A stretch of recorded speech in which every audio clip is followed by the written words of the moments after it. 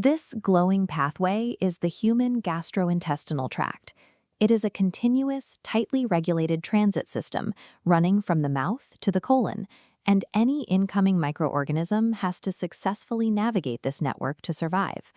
Probiotics function as live biological cargo moving through these channels.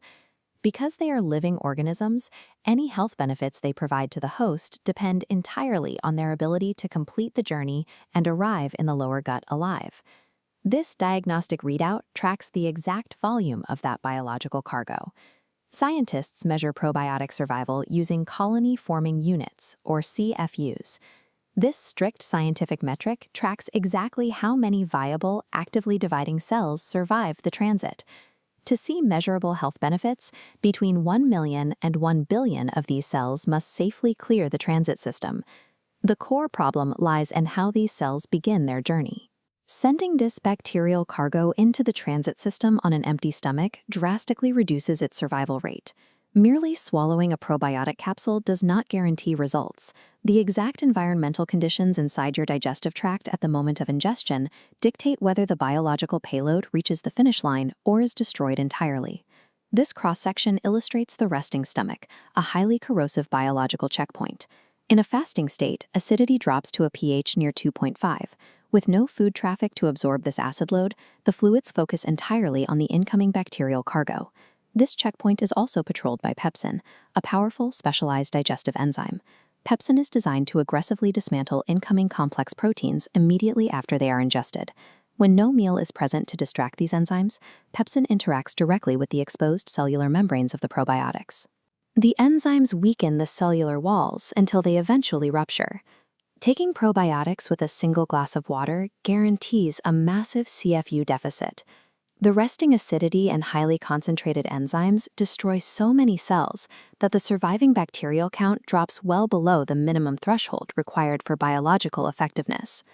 Introducing a solid, dense meal into this scenario triggers a rapid and highly protective shift in stomach chemistry. Dense food clusters entering the stomach trigger buffering capacity. This temporarily neutralizes harsh digestive acids, raising the pH to a milder 4.0 to 6.0. Instead of facing acidic fluids alone, the probiotic cargo becomes deeply mixed into this larger flow of proteins, fats, and carbohydrates. The stomach's digestive fluids must now process this massive influx of dietary material. Because the acid and enzymes are occupied breaking down the meal, the direct chemical stress on the embedded bacteria is severely diluted. A fasting state leaves the bacteria isolated and completely exposed to the elements. A fed state provides physical insulation and reduces the overall corrosive power of the immediate environment. A meal serves two simultaneous purposes. It provides necessary nutrition for the host, and it acts as a critical biological shield that temporarily disables the stomach's hostile defenses, ensuring safe passage for the microbes. Certain types of food are better suited for this task. Solid, carbohydrate-rich foods like oatmeal, porridge, and pasta provide significantly stronger biological protection than liquids. As these specific complex carbohydrates break down, they create a gelatinized starch-protein network. This is a thick, sticky physical structure that forms during active digestion. This thick network acts as superior cargo insulation. It tightly wraps the bacterial cells, embedding them within heavy food traffic leaving the stomach. Protection is still required because a secondary checkpoint awaits in the small intestine. Here, the cargo encounters bile salts and pancreatin, corrosive biological detergents produced by the liver and pancreas to dissolve fats, which can also easily tear apart bacterial cell walls. The carbohydrate matrix successfully physically traps the bacteria inside. This dense wall blocks direct contact with the intestinal detergents as the food continues its journey. Consuming solid, complex carbohydrates creates a moving physical fortress. The exact structure of the food you eat dictates your ability to safely guide bacteria through multiple overlapping digestive checkpoints. Since the food matrix provides the protection, a vital logistical question remains. Exactly when should the biological payload be deployed relative to the meal? Consuming probiotics 30 minutes before eating drops the bacteria into an unbuffered, highly acidic stomach. By the time the meal eventually arrives to neutralize the environment, irreversible membrane damage has already occurred. Taking probiotics either during a meal or up to 30 minutes afterward places the cells directly into an environment that is already partially neutralized and actively buffering the incoming acid. Researchers study this exact coordination through the field of chrononutrition, which examines how meal timing interacts with daily biological rhythms.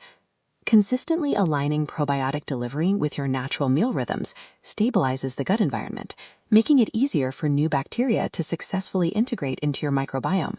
Delivery timing directly dictates transport efficiency. Missing the window of active digestion wastes the protective buffering benefits of the food entirely. While meals provide natural insulation, modern science has engineered artificial delivery systems to replicate this physical protection for those taking supplements on an empty stomach. Microencapsulation coats bacterial cells inside protective, acid-resistant gels. Functioning as sealed transport containers, they keep the cargo locked away from stomach acid, holding their structural integrity until reaching the safer, higher pH environment of the intestines. Whether utilizing the engineered shield of a microcapsule or the natural buffering matrix of a solid meal, the biological rule is identical. Preventing direct exposure to fasting digestive acids is the single non-negotiable requirement for successfully delivering probiotics to your gut.